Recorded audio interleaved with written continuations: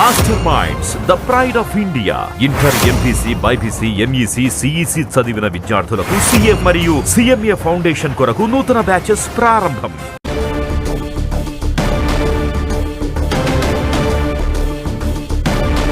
త్వరలో కాంగ్రెస్ కూటికి 20 మంది బీఆర్ఎస్ ఎమ్మెల్యేలు వెళ్తారంటూ దానం కామెంట్స్ చేశారు. బీఆర్ఎస్ ఖాళీ అవ్వడం పక్కా అంటూ దానం నాగేందర్ లేటెస్ట్ గా రియాక్ట్ అయ్యారు. మనం చూస్తున్నాం. కేసీఆర్ విధానాలే బీఆర్ఎస్ పార్టీని ముంచాయంటూ కూడా కామెంట్ చేశారు. మాజీ మంత్రి మల్లారెడ్డి కాంగ్రెస్ లోకి వచ్చేందుకు సిద్ధంగా ఉన్నారంటూ వ్యాఖ్యానించారు. ఈ హాట్ కామెంట్స్ చేశారు దానం నాగేందర్. హరీష్ రావుతో పాటు మరికొంతమంది కూడా వేరే పార్టీలోకి వెళ్లే అవకాశం ఉందంటూ కూడా దానం నాగేందర్ రియాక్ట్ అయ్యారు. ఇదే అంశానికి సంబంధించి మరింత సమాచారం తెలుసుకుందాం. మా ప్రతినిధి ప్రతాప్ మనకు అందిస్తారు. ప్రతాప్, కాసేపటి క్రితమే మాజీ స్పీకర్ పోచారం కాంగ్రెస్ పార్టీలో చేరారు. అండ్ ఇప్పుడు లేటెస్ట్ గా చూస్తున్నాం దానం నాగేందర్ కామెంట్స్ చూస్తే బీఆర్ఎస్ ఖాళీ అవ్వడం ఖాయం, కేసీఆర్ విధానాల వల్లే బీఆర్ఎస్ పార్టీ మునిగిపోయింది అంటూ కూడా కొన్ని కామెంట్స్ చేశారు. ఎలా చూడాలి ప్రస్తుత పరిస్థితిని, అసలు ఏం జరుగుతుంది? ఎస్, డెఫినెట్గా చూడొచ్చు. దానం నాగేందర్ కూడా ఈ అంశానికి సంబంధించి కూడా చిట్ చాట్ చేయడం జరిగింది. గాంధీ భవన్ వేదిక కూడా మాట్లాడుతూ కూడా బీఆర్ఎస్కు సంబంధించిన ఎమ్మెల్యేలు, మెజార్టీ ఎమ్మెల్యేలు అంతా కూడా కాంగ్రెస్ పార్టీలో చేరవడం ఖాయం అంటూ కూడా చెప్పడం జరిగింది. ముఖ్యంగా ఎవరెవరైతే ముఖ్యంగా ఉంటున్నారో సంబంధించి ఇప్పటికే పోచారం శ్రీనివాసరెడ్డి ఒకరే కారు, మిగతా ఎమ్మెల్యేలు కూడా కొంతమంది చాలామంది చేరేందుకు సిద్ధంగా ఉన్నారంటూ కూడా కొంతమంది పేర్లు కూడా ప్రస్తావించడం జరిగింది. కాలే యాదయ్య కానీ, అరికపూడి గాంధీ, గూడెం మైపాల్ రెడ్డి కానీ, అదేవిధంగా ముఠా గోపాల్, ఈయన అంబర్పేట ఎమ్మెల్యే, అదేవిధంగా ముషిరాబాద్ ఎమ్మెల్యే ముఠా గోపాల్, అదేవిధంగా సుధీర్ రెడ్డి, ఎల్బీనగర్ ఎమ్మెల్యే సుధీర్ రెడ్డి, కుత్బుల్లాపూర్ ఎమ్మెల్యే వివేకానంద, కొత్త ప్రభాకర్, దుబాక ఎమ్మెల్యే కొత్త ప్రభాకర్, రాజేంద్రనగర్ ఎమ్మెల్యే ప్రకాష్ గౌడ్, వీళ్ళంతా కూడా కాంగ్రెస్ పార్టీలో చేరబోతారంటూ కూడా బాంబు పేల్చడం జరిగింది. వీళ్ళంతా కూడా త్వరలో చేరుతారు. వీళ్ళు ఇప్పటికే దీనికి సంబంధించి కూడా సంప్రదింపులు కూడా పూర్తయ్యాయి. వీరే కాకుండా మల్లారెడ్డి సిద్ధంగా ఉన్నప్పటికీ కూడా కొన్ని ఇష్యూస్ వల్ల ఆయన కొద్దిగా తర్వాత ఉండే అవకాశం ఉంటుందంటూ కూడా చెప్పారు. అదే మొత్తం మీద దీనికి సంబంధించి చేరికలకు సంబంధించి సీఎం రేవంత్ రెడ్డి తోటి పార్టీ వ్యూహకర్త సునీల్ కనుగోలు కూడా దీనికి సంబంధించి డిస్కషన్ చేయడం జరిగింది. 2-3 రోజుల నుంచి కూడా ఈ ప్రాసెస్ అంతా జరుగుతుంది. ఈ 2-3 రోజుల్లోనే బీఆర్ఎస్ ఖాళీ కాబోతుందంటూ కూడా కామెంట్ చేయడం జరిగింది. మనం చూడొచ్చు. ఇంకా ఈరోజు పోచారం శ్రీనివాసరెడ్డి అయితే పార్టీలో కండువా కూడా కప్పుకోవడం జరిగింది. శ్రీనివాసరెడ్డి స్వయంగా సీఎం రేవంత్ రెడ్డి ఆయన నివాసానికి వచ్చి కండువా కప్పడం జరిగింది. శ్రీనివాసరెడ్డితో పాటు అదేవిధంగా మంత్రి పొంగులేటి శ్రీనివాసరెడ్డి కూడా రావడం జరిగింది. అంతా కూడా వచ్చి ఆయన పార్టీలోకి స్వయంగా ఆహ్వానించిన పరిస్థితి ఉంది. సో మొత్తం మీద బీఆర్ఎస్ అయితే ఖాళీ చేయాలని చెప్పేసి కాంగ్రెస్ పార్టీ చాలా సీరియస్గా ఫోకస్ పెట్టిందని చెప్పుకోవచ్చు. సీఎం రేవంత్ రెడ్డి దీనికి సంబంధించి కూడా బీఆర్ఎస్ దాదాపు ఖాళీ అవుతున్నట్టు కూడా ఇప్పటికే చెప్పిన పరిస్థితి ఉంది. కాబట్టి దానికి సంబంధించి కూడా ముఖ్యంగా నేతలంతా కూడా చేరికల పైన కూడా ఫోకస్ పెట్టారు. ఎవరెవరైతే చేరుతారనే దానికి సంబంధించి ఇప్పటికే దానం నాగేందర్ కూడా కొంతమంది పేర్లను కూడా లీక్ చేయడం జరిగింది, చిట్ చాట్ చేస్తూ కూడా అంశాలకు సంబంధించి. మరోవైపు జేనిక్స్, ఒకవైపు కాంగ్రెస్ పార్టీలో జేనిక్స్ సంబంధించి స్వయంగా సీఎం రేవంత్ రెడ్డి పోచారం నివాసానికి వచ్చి చేరుస్తుంటే మరోవైపు బీఆర్ఎస్ మాత్రం ఆందోళన అయితే చేస్తుందని చెప్పొచ్చు. ముఖ్యంగా బీఆర్ఎస్ సంబంధించిన మాజీ ఎమ్మెల్యే బాల్క సుమన్, అదేవిధంగా ఆ పార్టీ బీఆర్ఎస్వి అధ్యక్షుడు విద్యార్థి విభాగం నేత గెల్లు శ్రీనివాస్ యాదవ్ ఆధ్వర్యంలో కొంతమంది నేతలంతా కూడా పోచారం నివాసానికి రావడం జరిగింది. వారంతా కూడా గేట్ను చొచ్చుకొని లోపలికి వచ్చే ప్రయత్నం చేశారు. వారు వస్తున్న సందర్భంలో అంటే అంత ముందుకు కాంగ్రెస్ నేతలంతా వస్తున్నారు కాబట్టి సేమ్ పోలీసులు కూడా వారంతా కూడా కాంగ్రెస్ నేతలు అనుకొని కాస్త సైలెంట్గా ఉన్నారు.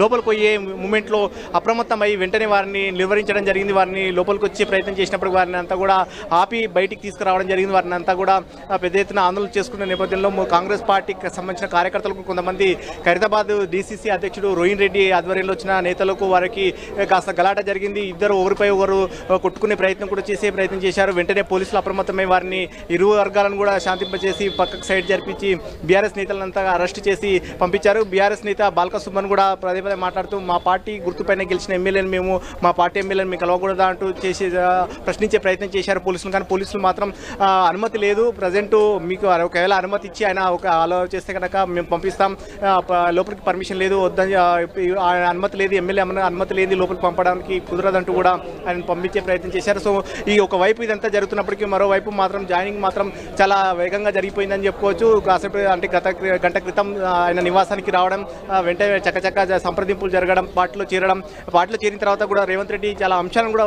ప్రధానంగా ప్రస్తావిస్తూ ముఖ్యంగా ఈరోజు క్యాబినెట్ భేటీ ఉంటుంది. ఈరోజు క్యాబినెట్ భేటీలో కూడా రుణమాఫీకి సంబంధించి, రైతులు రుణాలకు సంబంధించి చాలా కీలకమైన అంశం కాబట్టి ఆ కీలకమైన నిర్ణయం తీసుకునే సందర్భంగా పార్టీలోకి సీనియర్ నేత పోచారం శ్రీనివాసరెడ్డి పార్టీలో చేరడం అనేది చాలా శుభసూచకం. చెప్పండి ప్రతాప్, మరోవైపు చూసినట్లయితే దానం నాగేందర్ కామెంట్స్ లో హరీష్ రావుతో పాటు ఇంకొంతమంది ఎమ్మెల్యేలు కూడా బీజేపీ వైపు చూస్తున్నారు. వారు కూడా బీజేపీలో చేరే అవకాశాలు ఉన్నాయని కూడా దానం నాగేందర్ చెప్పాలి. ఇది ఎంతవరకు నిజం? అసలు ఈ వార్తను ఎట్లా చూడాలి? దానం నాగేందర్ కామెంట్స్.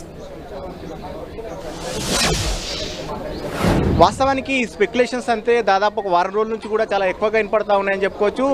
పార్లమెంట్ ఎన్నికల ఫలితాల తర్వాత పార్లమెంట్ ఎన్నికల ఫలితాల్లో బీఆర్ఎస్ ఒక్క సీటు కూడా గెలవకపోవడంతో ఈ అంశం అనేది కూడా చాలా చర్చనీయాంశంగా మారిందని చెప్పుకోవచ్చు. ముఖ్యంగా హరీష్ రావు కూడా దీనికి స్వయంగా స్పందిస్తూ కూడా సోషల్ మీడియా వేదిక కూడా జరుగుతున్న ఏవైతే ఉన్నాయో ప్రచారం ఉందో దీని అంతా కూడా ఫేక్గా కొట్టిపారేశారు. తాను బీఆర్ఎస్ పార్టీలో పుట్టి పెరిగాను కాబట్టి ఏ పార్టీకి వెళ్లాల్సిన అవసరం తనకు లేదు, కావాలని కొంతమంది ప్రొపగండా చేస్తున్నారు. ఆ ప్రొపగండాను ఎవరు నమ్మాల్సిన అవసరం లేదు. ఇదే కనుక ప్రచారం ఇట్లే కనుక కంటిన్యూ చేస్తే కేసులు కూడా వేస్తానంటూ కూడా హెచ్చరించిన పరిస్థితి ఉంది. లీగల్గా చర్యలు తీసుకుంటానంటూ కూడా ఇప్పటికే స్పష్టం చేసిన పరిస్థితి ఉంది. ఒకవైపు హరీష్ రావు దీనికి స్పష్టంగా చెప్తున్నప్పటికీ మరోవైపు మాత్రం ఎమ్మెల్యేలు మాత్రం దీన్ని ప్రచారం అయితే కంటిన్యూ చేస్తున్నారని చెప్పవచ్చు. ఇప్పటివరకు కాంగ్రెస్ పార్టీకి సంబంధించిన ఎమ్మెల్యేలు విప్పులు బీర్లా ఎల్లయ్య కానీ అడ్లూరి లక్ష్మణ్ కొంతమంది నేతలంతా కూడా 2-3 రోజుల క్రితము ప్రెస్ మీట్ పెట్టి కూడా ఇదే అంశాన్ని కూడా చెప్పారు. తాజాగా దానం నాగేందర్ కూడా గాంధీ భవన్ వేదిక కూడా ఇదే అంశాన్ని కూడా చెప్పడం జరిగింది. ఎమ్మెల్యేలు అంతా కూడా కొంతమంది ఎమ్మెల్యేలు అంతా కూడా కాంగ్రెస్ పార్టీలో చేరబోతున్నారు.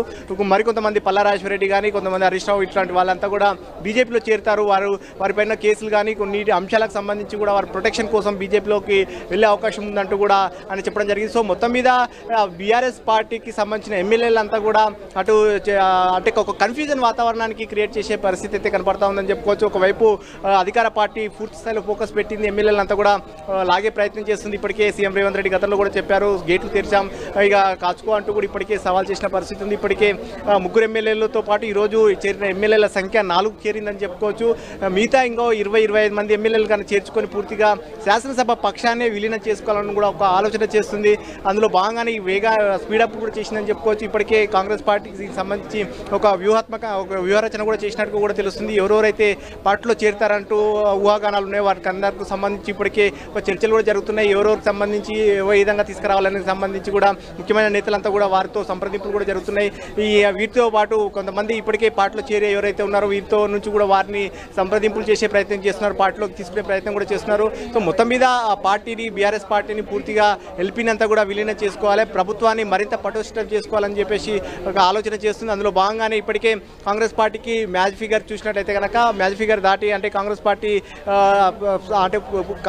పార్టీ గుర్తుపైన గెలిచిన వాళ్ళు దాదాపు ఇప్పుడు అసెంబ్లీలో 65 మందికి చేరారు. 65 మందితో పాటు ఇప్పుడు ఈ సంఖ్య చూసినట్టయితే 4 చేరారు కాబట్టి మొత్తం 69 మంది అవుతున్నారు కాబట్టి సో మొత్తం మీద ఈ మొత్తం ఎమ్మెల్యేలంతా కూడా చేర్చుకొని మరింత పటిష్ట చేయాలని కూడా ఆలోచన చేస్తుంది. మరోవైపు బీఆర్ఎస్ సంబంధించిన ఎమ్మెల్యేలు ఎవరైతే ఉన్నారో వారంతా కూడా చేస్తున్న నేపథ్యంలో బీఆర్ఎస్ సంబంధించిన నేతలంతా కూడా దీన్ని ప్రొటెక్షన్ చేసే ప్రయత్నం కూడా చేస్తున్నారు.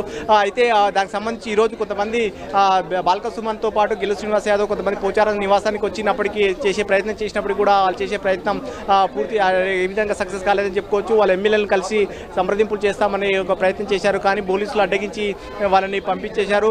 సీఎం రేవంత్ రెడ్డి లోపలే ఉన్నారు కాబట్టి ప్రోటోకాల్ ప్రకారంగా ఉన్న ఇబ్బందుల నేపథ్యంలో వాటిని అంతా పోలీసులు కూడా అడ్డుకొని వారిని పంపించే ప్రయత్నం చేశారు. వారు వెళ్ళిన తర్వాత స్వయంగా కండువా కప్పి కూడా మీడియా ముందు కూడా వచ్చి రేవంత్ రెడ్డితో పాటు పోచారం కూడా మాట్లాడడం జరిగింది. ప్రభుత్వం కాంగ్రెస్ ప్రభుత్వం చేస్తున్న మంచిని దృష్టిలో పెట్టుకొని ప్రభుత్వానికి తన సపోర్ట్ ఇవ్వాలని ఒక ఆలోచనతోటి కాంగ్రెస్ పార్టీలో చేరుతున్నట్టు కూడా పోచారం శ్రీనివాసరెడ్డి చెప్పడం జరిగింది. తన గతంలో మంత్రిగా కూడా పనిచేశాను, ఇక తను ప్రత్యక్ష ఎన్నికల్లో ఇదే చివరి సమయం, ఇక నేను మళ్ళీ నెక్స్ట్ పోటీ చేసే అవకాశం ఉంటుంది. కానీ పదవుల కోసం కాకపోయినప్పటికీ ప్రభుత్వం చేసే మంచి కోసం రుణమాఫీ లాంటి కార్యక్రమాలు కీలకమైన కార్యక్రమాలు చేస్తుంది కాబట్టి ఆ కార్యక్రమాలను సమర్థించడం కోసమే పార్టీలో చేరుతున్నట్టు కూడా పోచారం శ్రీనివాసరెడ్డి చెప్పారు. సో మొత్తం మీద మిగతా ఎమ్మెల్యేల చేతికి సంబంధించి కూడా దానం నాగేందర్ ఒక బాంబు అయితే పేల్చారు కాబట్టి ఆ ఎమ్మెల్యేలు ఎప్పుడు చేరిక ఉంటుంది అనేది కూడా 1-2 రోజుల్లో క్లారిటీ వచ్చే అవకాశం ఉంటుంది. Thank you Pratap.